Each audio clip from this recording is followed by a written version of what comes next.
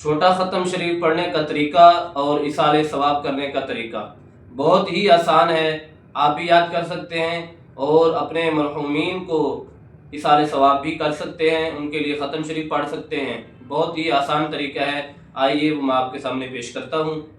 سب سے پہلے تعوذ اور تسمیہ پڑھی جائے گی، یعنی اعوذ باللہ اور بسم اللہ پڑھا جائے گا۔ اس کے بعد سورہ کافرون سب سے پہلے پڑھی جائے گی 1 مرتبہ، قل یا ایھا الکافرون۔ اس کے بعد 3 مرتبہ سورہ اخلاص پڑھی جائے گی، قل ھو اللہ احد۔ اس کے بعد 1 مرتبہ سورہ فلق، قل اعوذ برب الفلق۔ 1 مرتبہ سورہ ناس، قل اعوذ برب الناس۔ اس کے بعد سورہ فاتحہ پڑھی جائے گی، الحمدللہ رب العالمین۔ اس کے بعد جب سورہ فاتحہ مکمل ہو، ولضالین، بعض لوگ آمین کہتے ہیں، بعض لوگ آمین نہیں کہتے۔ اگر کہہ دیا جائے تو یہ زیادہ بہتر ہے، لیکن یہ خیال کریں کہ جس آواز میں سورہ فاتحہ پڑھی گئی اس آواز سے کم آواز جو ہے وہ آمین میں نکالی جائے، تاکہ سننے والے کو یہ محسوس نہ ہو کہ آمین کو سورہ فاتحہ کا جز بنایا گیا۔ اس کے بعد سورہ بقرہ پڑھی جائے گی المفلحون تک۔ اس کے بعد وَإِلَٰهُكُمْ إِلَٰهٌ وَاحِدٌ، یہ آیت پڑھی جاتی ہے، بعض لوگ پڑھتے ہیں بعض لوگ نہیں پڑھتے، پڑھ دی جائے تو یہ زیادہ بہتر ہے۔ اس کے بعد ان رحمت اللہ قریب من المحسنین، یہ 8ویں پارے کی آیت یہ پڑھی جاتی ہے۔ اس کے بعد دعواہم فیہا سبحانک اللہم وتحیتہم فیہا السلام، 11ویں سپارے والی آیت پڑھی جاتی ہے۔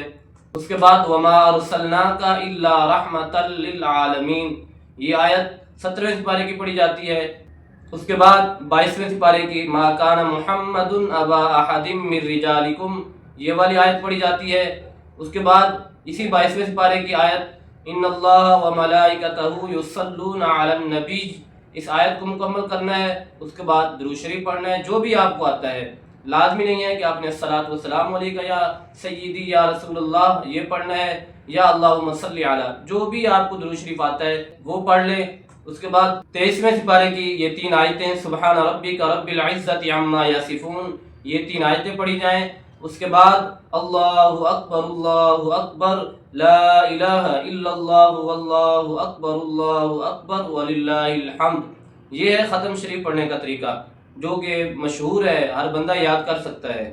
اب ایصال ثواب کا طریقہ، یعنی آپ دعا کس طرح مانگیں، تو دعا مانگنے کا طریقہ یہ ہے کہ سب سے پہلے ہاتھ اٹھائیں، ادب سے بیٹھیں، کیونکہ ہم بارگاہ الہی میں بیٹھے ہیں، بارگاہ الہی میں دعا کر رہے ہیں، تو ادب میں بیٹھنا یہ ضروری ہے۔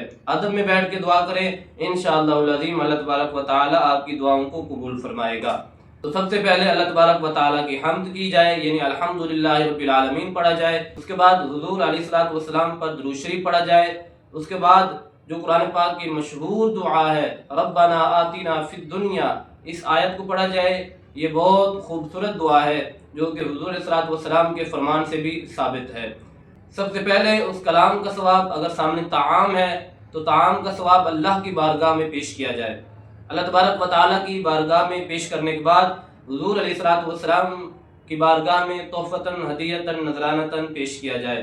حضور علیہ الصلوۃ والسلام کی عظیم بارگاہ میں پیش کرنے کے بعد آپ صلی اللہ علیہ وسلم کے توسل سے تمام انبیاء کرام، صحابہ کرام، ازواج مطہرات، اہل بیت اطہار رضی اللہ تعالی عنہم اجمعین، شہداء کرام، والدین کریمین رضی اللہ تعالی عنہما، اور اس کے بعد تابعین، تبع تابعین، ائمہ مجتہدین، تمام سلاسل، اولیاء کرام، علماء کرام کی بارگاہ میں پیش کیا جائے۔ یہ بہترین طریقہ ہے ایصال ثواب کا۔